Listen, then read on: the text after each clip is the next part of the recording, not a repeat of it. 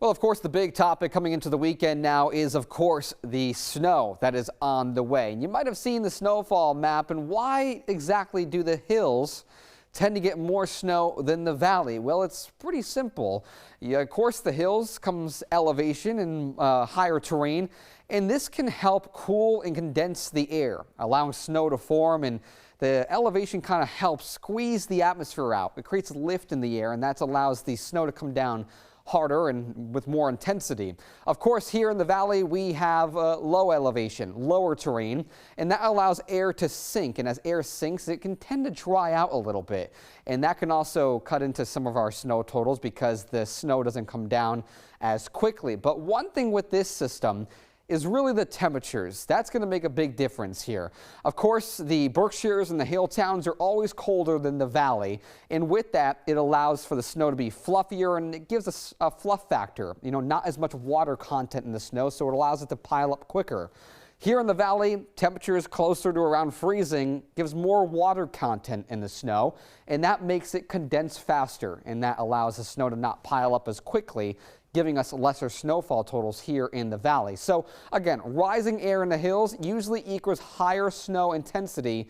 Meanwhile, sinking air in the valley is lighter snow intensity. To give you a better idea of what I mean when I talk about snowfall ratios when it comes to temperatures, here's some snow gauges to really give you an idea. So in terms of snowfall ratios, let's take an inch of water and melt it down when it comes to snowfall totals. So temperatures right around freezing, a little bit above freezing, usually is around a 5-to-1 ratio. That is 5 inches of snow melted down into 1 inch of water because there's more water content in that snow. This is the really heavy, thick, wet snow, more of a slush.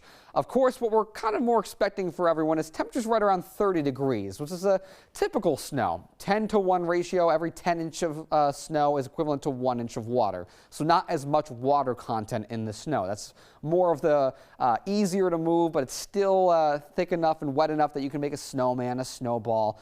But then you got the really fluffy stuff. We're not expecting much of this, but typically when you have temperatures well below freezing, 20 degrees or in the teens, you can see 20 inches plus of snow compared to 1 inch of water. Means there's really not much water content in the snow.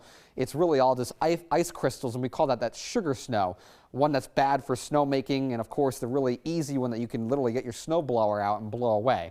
So of course we are going to keep an eye on it, but right now it looks like that wetter, more compact snow in the valley, some more fluffier snow towards the hills, and of course that will have a say in who sees the most snow and who sees the least amount of snow. Working for you, I'm 20 Storm Team Meteorologist Chris Bouzakis.